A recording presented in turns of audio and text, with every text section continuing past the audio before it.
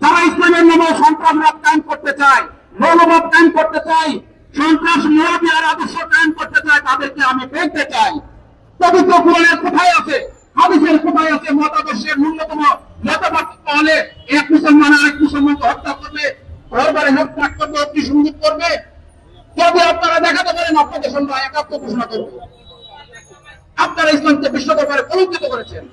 আপনারা মানুষের বসত বাড়িতে আক্রমণ করে, অগ্নিসংযোগ করে, ধ্বংস করে, আপনারা শুকরিয়া আদায় করে সালাত কায়েম করেন, আপনারা নামাজ পড়েন। ঠিক যেভাবে 1400 বছর আগে কারবালার মধ্যে ইমাম হোসেনকে শহীদ করে দিয়ে আপনাদের পূর্বপুরুষ যে মুনাফিকরা সালাত আদায় করেছিল, একই ধারণা আপনাদের মধ্যে আমরা দেখতেছি। এটা কোনো মুসলমানের আচরণ হতে পারে না। প্রিয় দেশবাসী, আপনারা এখন থেকে সতর্ক হন। আপনারা সমাজের লোকমতের ভয়ে আপনারা মোল্লাদের এই করেন, মুখ্যমন্ত্রী মোল্লাদেরকে প্রতিহত না করে চুপ করে বসে থাকবেন। আপনারা ভেবেন না যে আপনার থেকে পার হয়ে যাবেন। যারা সমাজের গালমন্দের ভয়ে, টিক্কারের ভয়ে এই মোল্লাদেরকে প্রশ্রয় দেন, এই ধর্মীয় ঐক্যবাদী মোল্লাদের প্রশ্রয় দেন, আপনারা জেনে রাখুন মৃত্যুর পর তারাই আপনাদের জানাজা করাবে। এমন হতে পারে তাদের বলাৎকারের শিকার পরবর্তীতে আপনার সন্তান, আপনার পরিবারের কেউ। কাজেই এখনই সময় আছে, আপনারা সচ্চার হন এবং প্রত্যেকটি এলাকায় আপনারা দুর্গ গড়ে তুলুন এবং তাদেরকে প্রত্যাখ্যান করুন। কারণ মৌলবাদ তখন ইসলামের সাথে সম্পর্কযুক্ত নয়। সুফিয়ানে কেরামের যারা প্রচারিত এবং প্রতিষ্ঠিত ইসলামে মুহাম্মদী ইসলাম, এই মুহাম্মদী ইসলামকে প্রতিষ্ঠিত এবং ধারণ করার জন্য আমরা সবাই যার যার অবস্থান থেকে কঠোর অবস্থান গ্রহণ, নিরাপত্তার জন্য আজকে আমরা সমবেত। গণঅভ্যুত্থানের মধ্যে দিয়ে এই দেশ শত শত শহীদের রক্তের বিনিময়ে যে একটা দেশ আশা করেছিল, তাদের এই জীবনকে তাদের আত্মবলিদান আজ ব্যর্থতায় পর্যবেসিত। চরম পর্যায়ে ভেঙে পড়েছে আমাদের এই বাংলাদেশ। আমাদের রাষ্ট্র ব্যবস্থা অচল, তাদের ঘাড়ের উপর ভোগ হয়েছে মৌলবাদের ভোগ। আমার গুরু ভাই পাবনা জেলার দিবাসী ইউনিয়নের কায়েমপুরা গ্রামের শাহ সুফি দেলোয়ার হোসেন আল জাহাঙ্গীর,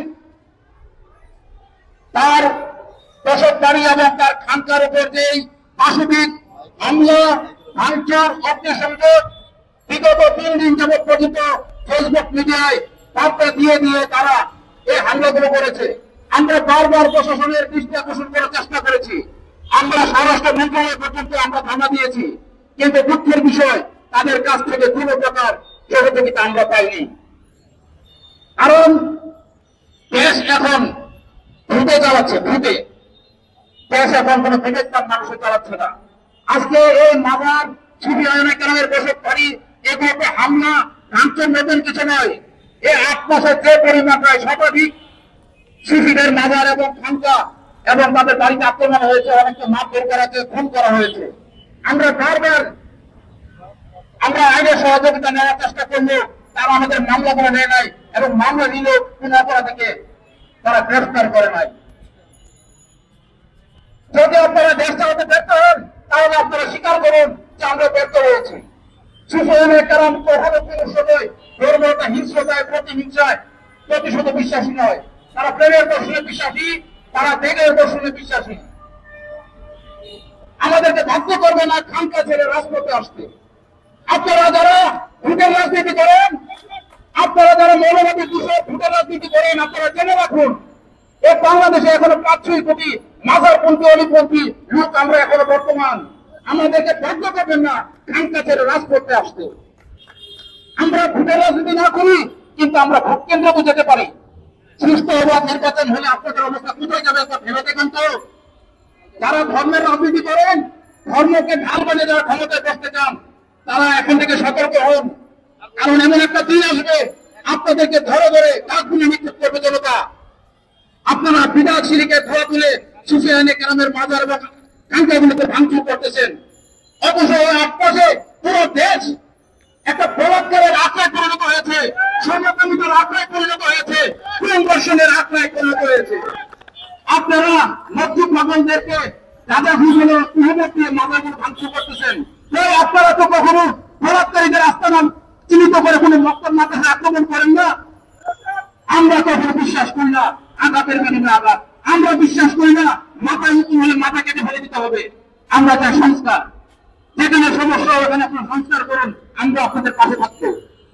সুপ্রিয় দেশবাসী, আমরা সেই তাতার দেলোয়ার হোসেন আল জাহাঙ্গীর ভাইয়ের বাড়িতে যে সন্ত্রাসী ভাঙচুর আমরা লুটপাট অগ্নিসংযোগ হয়েছে, আমরা অনিবার্যভাবে এই অগ্নি সন্ত্রাস মৌলবাদী লোকদেরকে গ্রেফতার করার জন্য আমরা দৃঢ় দাবি আমরা এখান থেকে জানাচ্ছি।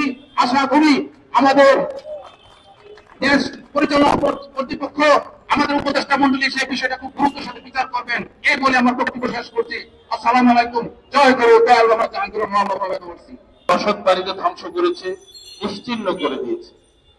সেই প্রতিবাদে তথা গোটা বাংলাদেশে এখন এই সুফিবাদকে, ফকিরিকে, সাধুবাদকে, মানে সাধু সন্ত ফকির দরবেশ ওলিয়া উলিয়া গাউস কুতুবের দর্শনের বিরুদ্ধে, তাদের মতবাদের বিরুদ্ধে যেভাবে নিপীড়ন চলছে, নির্যাতন চলছে, এই দর্শনকে হত্যা করার জন্য, এই মতবাদকে ধ্বংস করার জন্য যেই নীল নকশা করে একের পর এক তথাকথিত তৌহিদি জনতার নাম দিয়ে যেই অপকর্মগুলো হচ্ছে, তার প্রতিবাদে আমরা এখানে দাঁড়িয়েছি। এই প্রতিবাদের আসলে সবকিছু বলা হয়ে গেছে, দাবি সমস্ত কিছু বলা হয়েছে, নতুন করে বলার কিছু নাই। আজকে যে বাংলাদেশে ক্রমাগত ধর্ষণ হচ্ছে, এই ধর্ষণের কারণ জানেন?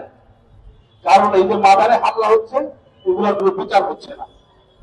একটা অন্যায় যখন হবে এবং সেই অন্যায় যখন বিচার না হবে, তখন যারা অপরাধী, যারা মাথা চারা দিয়ে উঠবে, তারা অপরাধ করার জন্য প্রেরণা পাবে। একের পর এক মাজার আক্রমণ হচ্ছে, বিভিন্ন ধর্মাবলম্বীদের উপর আক্রমণ হচ্ছে। প্রথম আমরা দেখেছি সনাতনীদের উপর আক্রমণ হচ্ছে, এখন মাজার বন্ধুদের উপর একের পর আক্রমণ হচ্ছে। এগুলোর কোনো বিচার হচ্ছে না। রাষ্ট্রের দায়িত্ব এগুলোকে প্রতিহত করা, বিচারের কাঠগড়া এদেরকে নিয়ে আসা, কিন্তু রাষ্ট্র সেখানে আমরা দেখছি এখনো পর্যন্ত দুর্বল। তারই প্রতিবাদে আমরা দাঁড়িয়েছি। এই দেলোয়ার ভাইয়ের বাড়িতে যখন আক্রমণ হয়, তার 3-4 দিন আগে থেকেই তারা জানান দিচ্ছিল, বিভিন্ন বাজারে বাজারে তারা মিটিং করছিল, তারা প্রশাসনের কাছে গিয়েছে, তারা অনলাইনে গ্রুপ করে অনলাইনে হুমকি দিয়েছে এবং তারিখ করে 3 তারিখ করে তারা আক্রমণ করেছে। এটাকে প্রতিহত করা প্রশাসনের জন্য কোন বিষয় ছিল না। এটা একদম সুস্পষ্ট, একদম পরিকল্পিত ভাবে আক্রমণ হয়েছে। এই আক্রমণ অপরিকল্পিত না। এই আক্রমণকে আপনারা মত নাম দিবেন সেই সুযোগ নাই।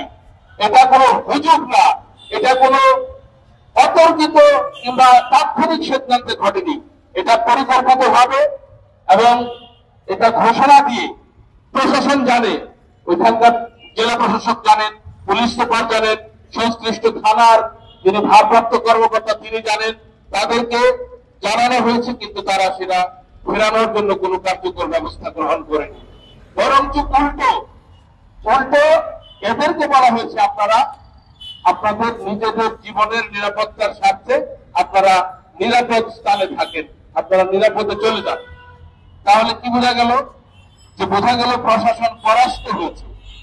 তো যখন প্রশাসন পরাস্ত হয়ে যায়, তখন অপরাধীরা মাথা চারা দিয়ে ওঠে।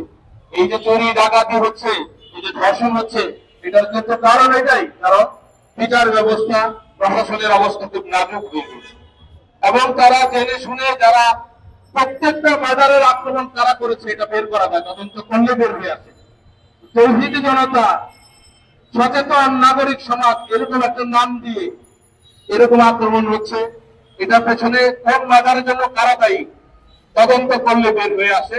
এটা সেভাবেই একটা একটা করে বাজারে যারা আক্রমণ করেছে, কে কোন বাজারে আক্রমণ করেছে, এগুলো বের করে আনা যায়। আমরা অনুরোধ করবো রাষ্ট্রকে, আমরা অনুরোধ করবো সরকারকে, এটাকে বের করে নিয়ে আসেন। আমরা কোন সরকারের পক্ষে নই, আমরা কোন রাজনৈতিক দলের পক্ষে নই। যদি আপনারা ধরা তোলেন যে আমরা ফ্যাসিজমের পক্ষে ছিলাম, এটা আপনাদের আমাদেরকে এই মতবাদকে ধ্বংস করার পায় তারার জন্য একটা উশিলা মাত্র। এই উশিলা দিয়ে আপনারা আমাদের উপর চড়া হচ্ছে। কোন ফ্যাসিবাদের সাথে আমরা জড়িত না। আপনারা দেখেন বিগত সরকারের আমলে কওমি জননী কে হয়েছিলেন, আপনারা দেখেন বিগত সরকারের আমলে এই ওয়াহাবি সালাফি মতবাদকে এস্টাবলিশ করা হয়েছে সবচেয়ে বেশি। বিগত সময় সরকারের আমলে তারা বেশি পৃষ্ঠপোষকতা পেয়েছিলেন, যারা আজকের মাজার গুলো ভাঙতেছেন তারাই কিন্তু বেশি পৃষ্ঠপোষকতা পেয়েছিলেন, তাদের জন্য বরাদ্দ হয়েছিল সবচেয়ে বেশি। কিন্তু এখন হচ্ছে আমরা আক্রান্তের শিকার, কারণ হচ্ছে আমরা সাম্যবাদী, আমরা প্রেমিক মানুষ, আমরা অন্যের মাথায় আঘাত করতে জানি না। আমরা প্রেমের মাধ্যমে ইসলামের কথা বলি, আর ওনারা চাপাতি অস্ত্রের মাধ্যমে ইসলামের কথা বলেন। আমরা বলি ইসলামকে মানুষের কাছে পৌঁছে দিতে হলে আগে নিজেকে প্রেমময় হতে হবে, উদার হতে হবে, এবং প্রেমের মাধ্যমে ইসলামকে মানুষের কাছে উপস্থাপন করতে হবে। এবং ওনারা সেটা বলেন না, ওনারা বলেন সত্যের মাধ্যমে ইসলামকে উপস্থাপনা করতে হবে। আপনাদেরকে স্পষ্টভাবে জানিয়ে দিতে চাই, আপনাদের কারণে ইসলাম আজ প্রশ্নবিদ্ধ, একটা আতঙ্কের নাম হয়ে গেছে সারা বিশ্বে। অন্যান্য ধর্মাবলম্বীদের মানুষের কাছে মুসলমান আছে আজকে একটা আতঙ্কের বিষয় হচ্ছে, শুধুমাত্র আপনাদের এই শক্তির মাধ্যমে ইসলামকে কায়েম করার চেষ্টার জন্য। আপনারা যেভাবে আগাচ্ছেন সেটা ভুল। এই ইসলামকে ধ্বংস করার পায় তারা। এই আপনাদের ইসলামকে নষ্ট করে দেওয়ার একটা কার্যকারণ হয়ে যাচ্ছে, আপনারা সেটা বুঝতে পারছেন না। আমরা আহ্বান করব সরকারকে, রাষ্ট্রকে এই সমস্ত ঘটনার একটা একটা করে তদন্ত করে সমস্ত ঘটনার পেছনে যারা ছিল তাদেরকে গ্রেফতার করে দ্রুত বিচারের কাঠগড়ায় দাঁড় করা। ধন্যবাদ সবাইকে। আমরা এরকম অবস্থা